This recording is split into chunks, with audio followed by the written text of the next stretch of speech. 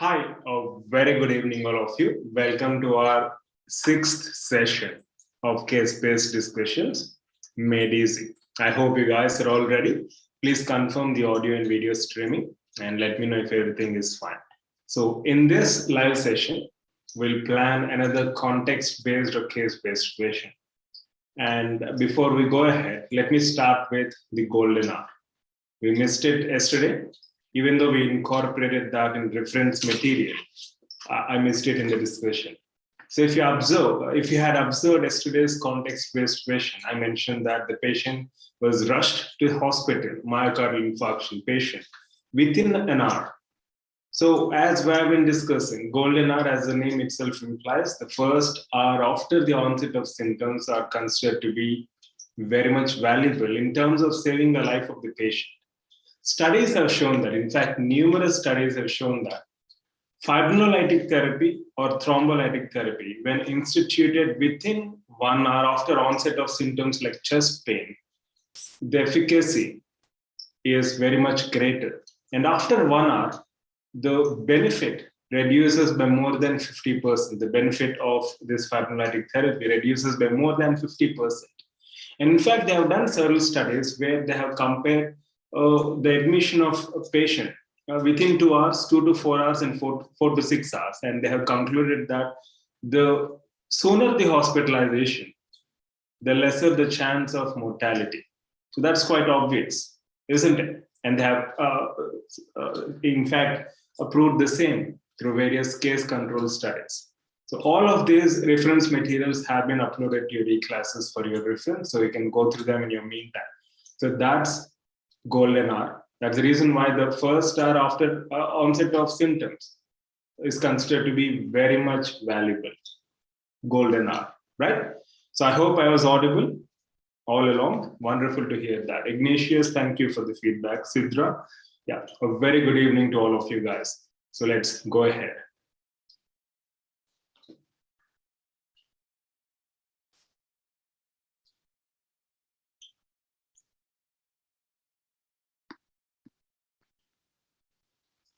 So before we start, as you know, the objectives of these case-based discussions, see, learning has to be fun. If not, what's the point in doing it? And of course, learning is fun if we are doing it in the right way. So always keep that in mind. That's the very reason why we have added those same keywords to the title of all these live sessions. So learning is fun.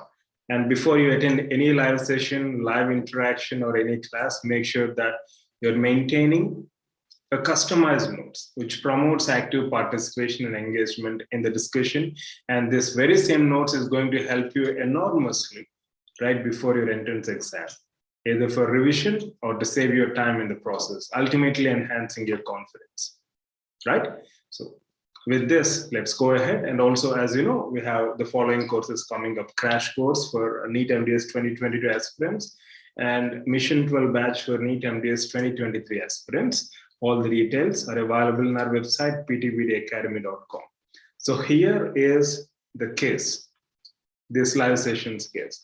A 16-year-old boy who recently recovered from an upper respiratory tract infection has generalized edema of body with puffiness of face in the early mornings and ankles in the evenings.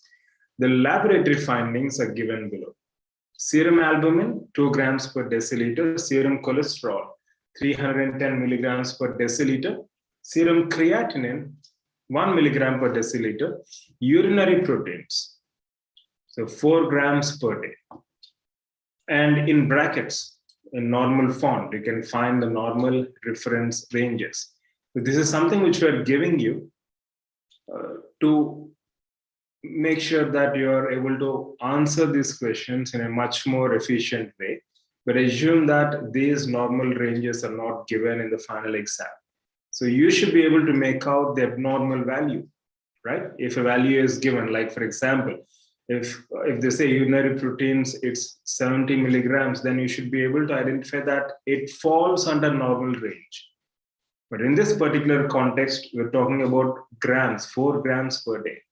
So serum albumin seems to be decreased in this particular patient cholesterol seems to be elevated compared to the normal baseline value or range. Serum creatinine seems to be in a normal range.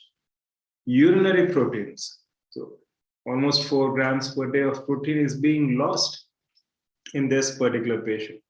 So what are the key words or hints you have? As I keep on reminding, when compared to a direct, straightforward question, case-based question has several hints or clues. All you need to do is identify the same. And if you have some backdrop information, some basic information related to this, including the normal reference ranges, pathologic findings, etc., radiographic findings, you can answer a case-based question with ease and confidence, mark my words.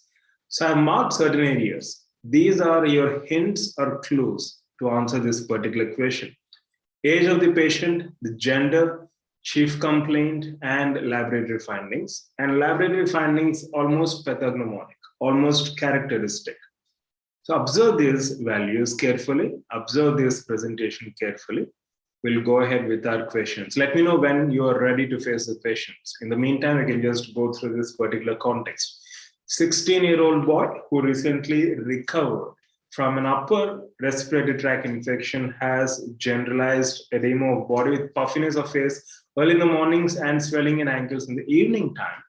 And the laboratory findings clearly show that there is decreased serum albumin. Obviously, total protein content also will be decreased. Serum cholesterol is elevated. Serum creatinine seems to be in normal range, but urinary proteins, tremendous loss of proteins through urine. So I see some of you are already giving out the answers. Very good. So here you go with the first question. So what's the most probable diagnosis? Nephritic syndrome, anaphylaxis, nephrotic syndrome, angioneurotic edema. See, anaphylaxis, I'm sure you know, it's a kind of emergency associated with laryngeal edema and some characteristic findings. We never talk about protein loss in case of anaphylaxis, isn't it? We never talk about elevated cholesterol levels in case of anaphylaxis. So maybe you can rule it out. I'm just trying to help you. So anaphylaxis, as you know, is an acute life-threatening hypersensitivity reaction, which is IgE antibody mediated. There can be skin flushing pruritus to severe respiratory manifestations, even death in rare occasions. What about nephritic syndrome? Nephritic syndrome, nephrotic syndrome, often you can have a confusion, but what exactly is nephritic syndrome? So nephritic syndrome is a combination. It's a clinical syndrome characterized by hematuria, that is blood in urine, elevated blood pressure, decreased urinary output, and edema.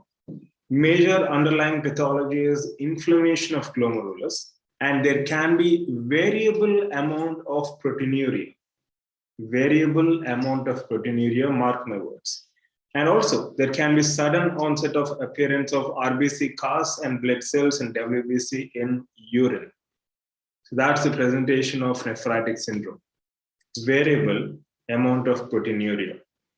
Angioneurotic edema, it can be unpredictable, frequent edematous episodes of cutaneous or mucosal tissues, edema or swelling. It can be swelling of lips, oral cavity, eyelids, gastrointestinal system can also be involved, and of course, larynx.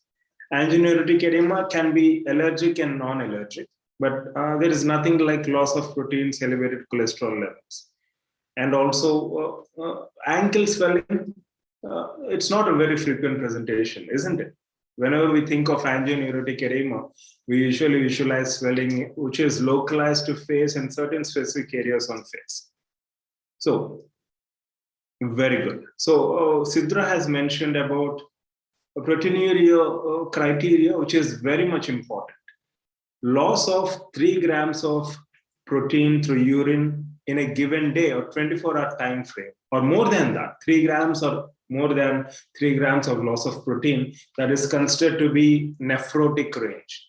That is almost diagnostic of nephrotic syndrome. So as majority of you have rightly chosen, option C is right answer, do award yourself +4. Very good. So let's again get back to the context. As you can clearly see, urinary proteins 4 grams per day.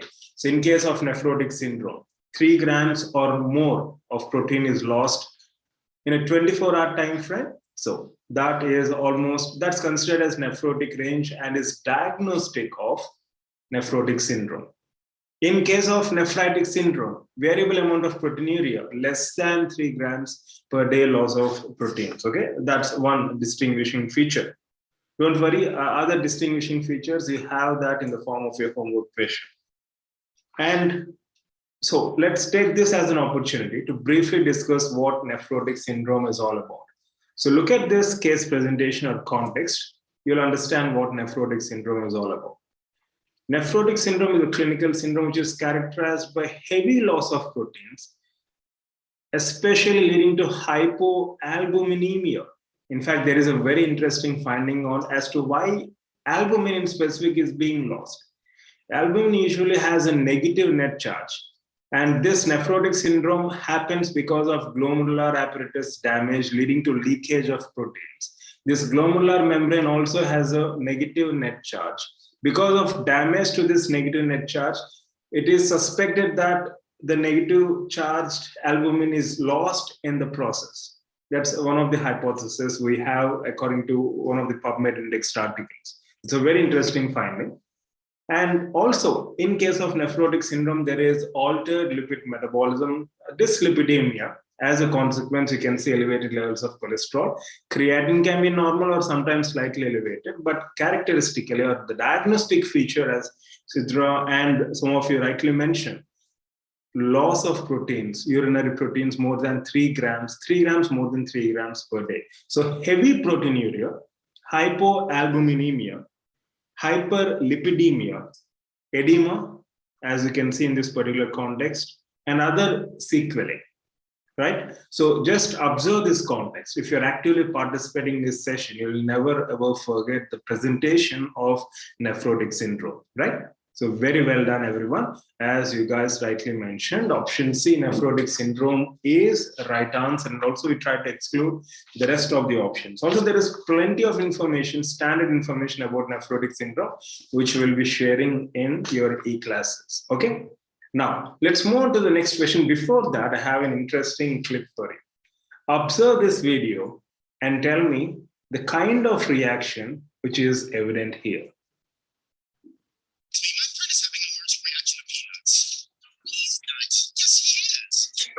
Which will be sharing in your feedback.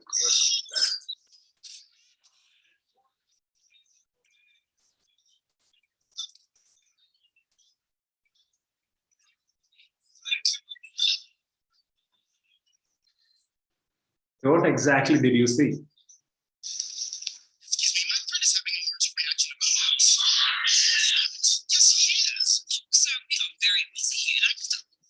I don't think the audio is clear, right? But at least look at the person in green shirt. Howard. So the person in green shirt is Howard. We discussed about the left guy, that is Leonard previously, the lactose intolerance guy. So he is Leonard. This is from Big Bang Theory, by the way. Leonard has lactose intolerance and Howard has peanut allergy. Howard has peanut allergy. I'm giving you the hint. Takes peanuts. Anaphylaxis sets in. Right? So he has to be administered an epinephrine shot. That's what they do in the next clip, and yeah, somehow he survives. Yes, it's a case of allergy. Lip orbit swelling, yes, but Howard has documented peanut allergy. In fact, if you observe, even his hands are swollen, right? So if you want to observe one last time, you can. So they say as if his entire body has been, itching throughout, laryngeal edema. In fact, Howard clearly demonstrates that clinically. He tries to do that. So laryngeal edema, difficulty in breathing, life-threatening situation, which is of course acute. He happens to eat some, peanut-laden chocolate for sake of something else because Penny promises him something. So immediately it happens. Yeah, there seems to be some audio issue, but it's okay. You can neglect that. So it's a case of anaphylaxis, right? Now, second question. Nephrotic syndrome is characterized by which of the following? So we have been discussing this. Let's see how attentive you are. Massive proteinuria, option A. Hypoalbuminemia, option B. Edema, option C. Hyperlipidemia, option D. So which one do you think is more appropriate answer? Nephrotic syndrome is characterized by which of the following? Good, Shubhangi. Shubhangi seems to be following Big Bang Theory. Yeah. Yes, Nikita, type 1 hypersensitivity. So nephrotic syndrome is characterized by which of the following? Massive proteinuria, hypoalbuminemia, edema, hyperlipidemia. Come on, guys. I just discussed about the same. Why do you assume that our live sessions have only one right answer or one right option as right answer? Okay, so as some of you have been choosing, all of the above is right answer. So massive proteinuria, not variable proteinuria, massive proteinuria, you can see urinary proteins almost 4 grams or more than 3 grams per day. Normal range is less than 100 milligrams per day. Where is milligrams and where is this, 4 or 5 grams or more than 3 grams? So drastic difference. And also hypoalbuminemia. I spoke something about negative net charge over these proteins and also basement membrane. Edema, yes, there can be edema, facial swelling. Even if left untreated, there can be generalized swelling on a sarca. Hyperlipidemia, I also mentioned about dyslipidemia, altered lipid metabolism leading to hyperlipidemia, right? Yeah, so all of the above is a right answer. A, B, C, and D. So if you have chosen, yeah, but massive proteinuria is characteristic, yes. But yes, but we can say all of these are the findings which are associated with nephrotic syndrome. Yeah, if you have to choose one option, of course, in fact, even hypoalbuminemia is very characteristic. You can also make a note of that point, okay? So proteinuria, that is more than 85% albumin, is selective proteinuria. And also I discussed about negative net charge. You can go ahead. Dennis, check out the previous discussion where I mentioned about the reason for hyperlipidemia, the very first question and also the context. Now moving on to third question. Electron microscopy reveals spike and dome appearance in which of the following? So all of these are primary causes of nephrotic syndrome. Nephrotic syndrome can be because of diseases specific to kidneys, such as the following, or it can be because of a secondary complication because of other diseases or disorders like diabetes, immune-related or infectious diseases, etc. So electron microscopy reveals spike and dome appearance in which are the following primary causes of nephrotic syndrome. So you have minimal change disease, focal segmental glomerulosclerosis, membranous glomerulonephritis, none of the above. So which one do you think is more appropriate answer? So as you can see in the illustration, you can try guessing. Even if you're wrong, it doesn't matter because you're going to learn at the end of the day. So if you observe the illustration, you can clearly see spikes and dome. It's called a spike and dome appearance. So domes, as you can see, they're darker shade. So darker electron dense immune deposits, which are scattered within the thickened basement membrane of glomerulus. And spikes are nothing but a silver staining, which represents the intervening matrix of basement membrane between these deposits. Okay, so this is all basically immune mediated. And let me give you one important point in this context. The cause of nephrotic syndrome. See, I mentioned about primary causes, as you can see in these options, or it can be secondary causes like diabetes, immune related, infections related. In general, the cause of nephrotic syndrome may be due to immune complex deposition or because of antibody production, leading to damage of this basement membrane, leading to leakage of proteins. Massive proteinuria, as one of you already mentioned previously.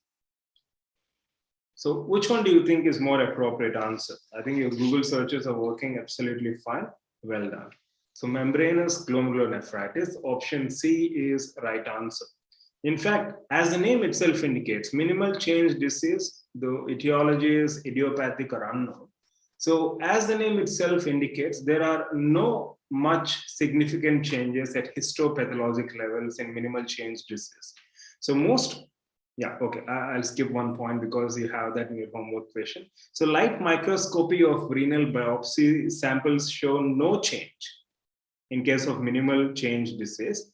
Upon electron microscopy, there can be elimination or effacement of food processes, which is clearly evident. Food processes are nothing but like podocytes. Like you have this glomerular epithelium, podocytes, which incorporate or entangle these capillaries in the kidneys. And these extensions are called as food processes. Okay, the pathophysiology, it's already mentioned in your reference material. You can check it out as well. So immunofluorescence staining and all, okay, we'll skip this part. We'll also be providing you this information in your reference material. Coming to membranous glomerulonephritis, coming to focal segmental glomerulosclerosis, as the name itself indicates, in certain segments or in localized areas, there can be sclerosis of kidneys. And in case of membranous glomerulonephritis, histopathologic finding includes the following: thickened basement membrane and granular pattern on immunofluorescence on electron microscopy. Characteristic spike and dome appearance are seen with membrane deposition growing around subepithelial immune complex deposition. So the spikes represent the intervening matrix between these dome-shaped or electron-dense immune deposits. So this is called a spike and dome appearance, which is seen in case of, it's an electron microscopic presentation of membranous glomerulonephritis, right?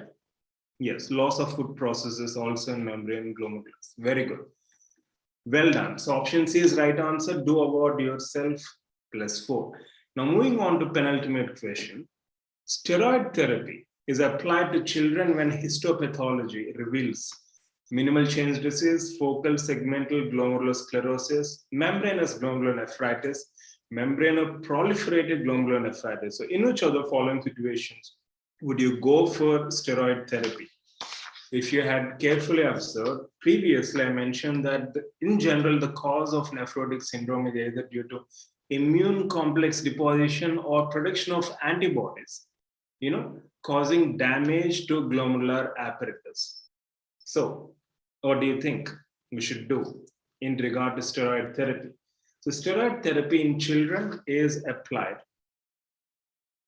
when histopathology reveals which of the following: minimal change disease, focal segmental glomerulosclerosis, membranoproliferative glomerulonephritis, or membranous glomerulonephritis.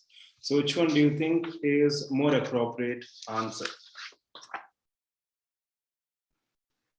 Yes, whether it is autoimmune or not, steroid therapy is applied to all children irrespective of their histopathology, because our objective is to minimize the damage that's happening at ultrastructural level, at histopathologic level, to glomerular apparatus.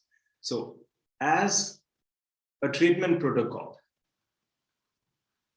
steroid therapy is applied to all children, whatever the histopathology is.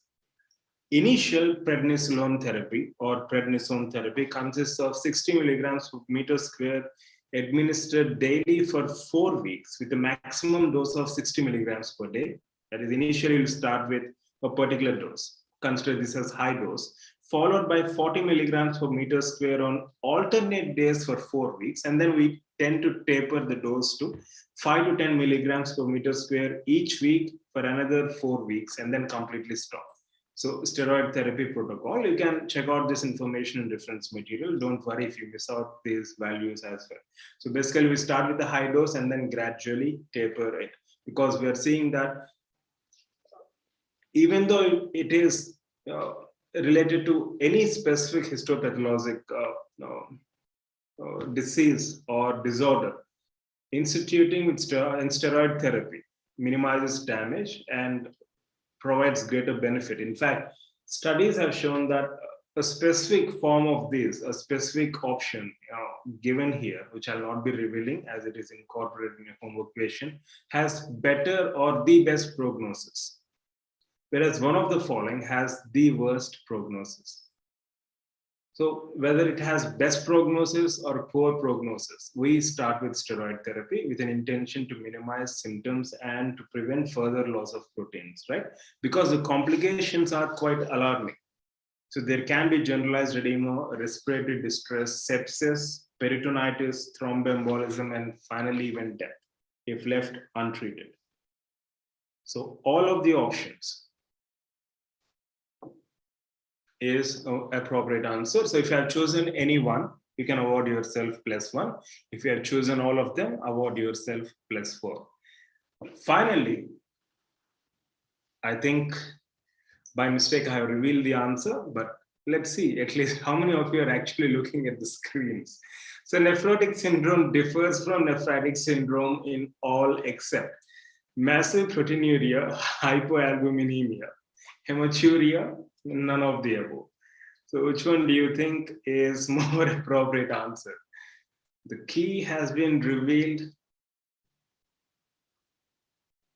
The die has been cast. Scores have been achieved. Okay, nephrotic syndrome.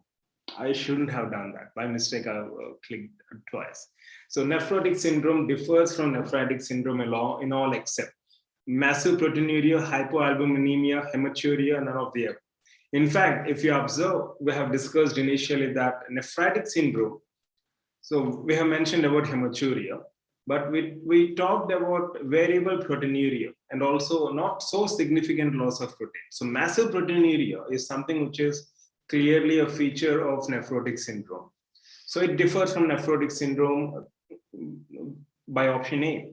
So massive proteinuria, so you can exclude that. You have to find out the exception. And also there is characteristically hypoalbuminemia in case of nephrotic syndrome, so even it can be ruled out. But hematuria, that is blood in urine, is a significant feature of nephritic syndrome. In fact, as discussed previously, there can be presence of red blood cell casts, blood cells, WBC in urine. Even in nephrotic syndrome, hematuria can be found, but only in minimal cases. But macrocytic anemia, larger amounts of blood, it's a very rare finding in case of a nephrotic syndrome. Okay, so hematuria is one of the options through which nephrotic syndrome differs from nephritic syndrome. Nephritic syndrome differs from nephrotic syndrome. The rest of the options, nephrotic syndrome exerts those differences from nephritic syndrome. So I hope it's clear. So nephrotic syndrome differs from nephritic syndrome via massive proteinuria, hypoalbuminemia, but not hematuria. Hematuria is a feature of nephritic syndrome. We can make a note of that particular point. And before we conclude, the following are the homework questions. So first and foremost, what's the most common cause of idiopathic nephrotic syndrome in children? In fact, I was about to mention this and leak out the answer, but somehow I controlled myself. So in fact, I've shown you some couple of options. Glomulosclerosis, minimal change disease, right? So I've given you some primary causes. Which of them is the most common cause of nephrotic syndrome in children? Number one. And number two, we go for blood tests or blood analysis, urine analysis, echocardiography, or echo, not echocardiography. We can also go with ultrasonography. So echogenicity, echogenicity can be used. The principle of echogenicity can be used to diagnose this specific condition. But what about renal biopsy? Apart from blood tests, apart from urine tests, apart from ultrasonography, can we go with renal biopsy in nephrotic syndrome patients to diagnose this specific condition? Because any biopsy is considered to be gold standard, as you already know. So is it indicated? And finally, what are the differences between nephrotic and nephritic edema? I'm not talking about syndromes, but the differences between the edema presentation in nephrotic and nephritic syndrome. I hope you got the question. You check it out carefully. So these are some of the homework questions. We already got answer to the first question. Good, but do refer and let me know if you need any further assistance or clarification. So out of 20, what's the maximum score? The final question, the answer has been leaked. The question's key has been leaked, but still, it will be considered. Even if you answer it right after looking at the key, I'll give you that 4 marks because it means you are attentive throughout this session and you are actually looking at the screens, right? So what's the maximum score and how much did you guys score out of 20? So these are some of the topics which I wanted to highlight, and I started this session with something called as golden hour.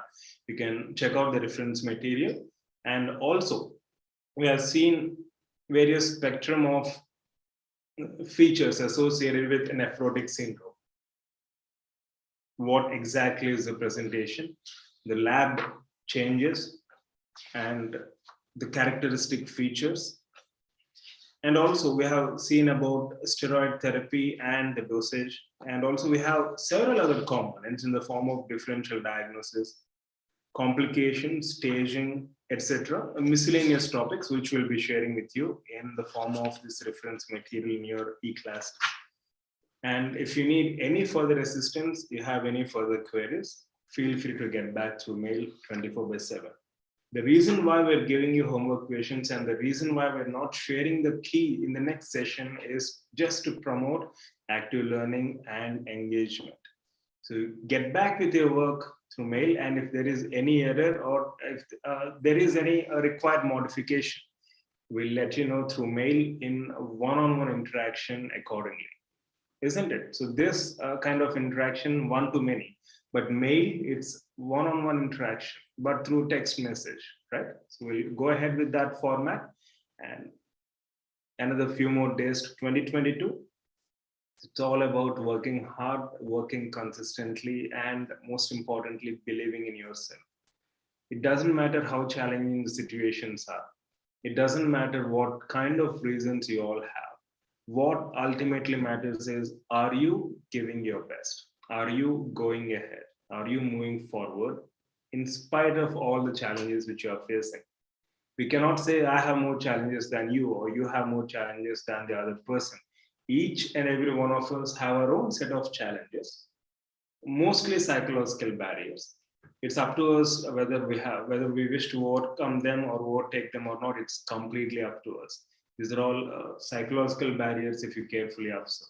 As I mentioned already, reasons never matter. In fact, only results do.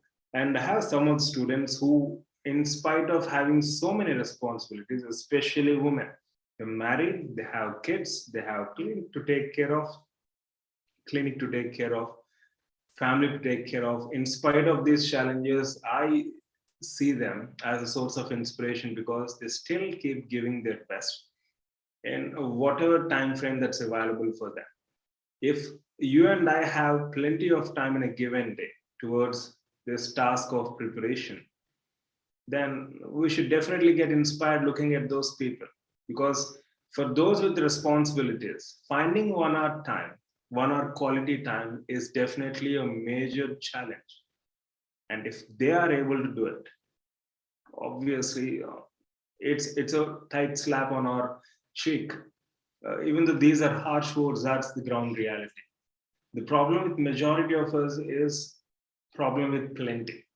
We think when we have plenty of time, we can make maximum use of it. But unfortunately, the irony is the reverse happens. When we have plenty of time, usually it leads to deviations and distractions. We can overcome that phase by looking at various examples which actually inspire us, but not other way around. So whatever time you have, just focus on giving your best.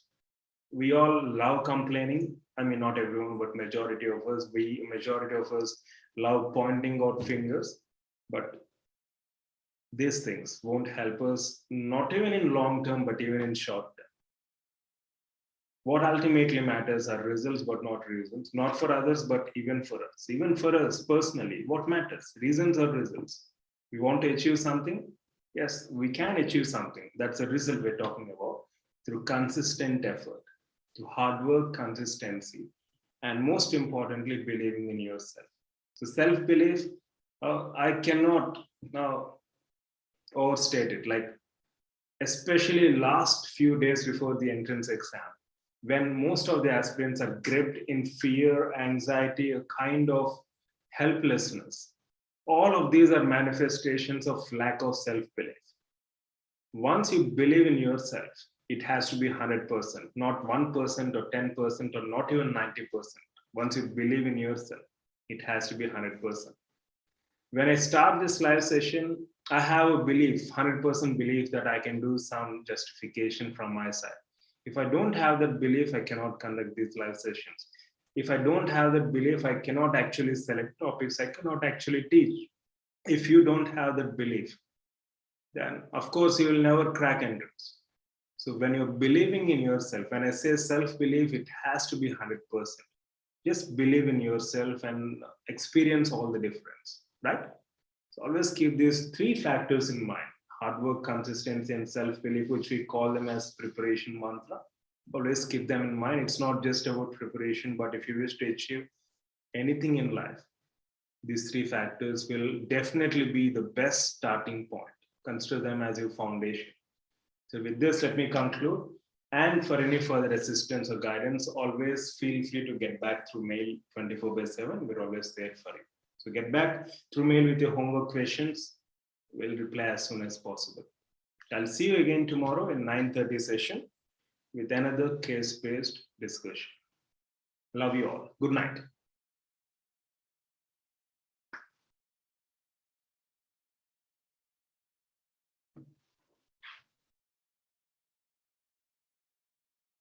So it's good that no one is revealing scores. You should always keep your scores secret, because I'm sure all of you scored 20 upon 20. And if you reveal that score, obviously the other person feels jealous, right? So you should never reveal your maximum scores.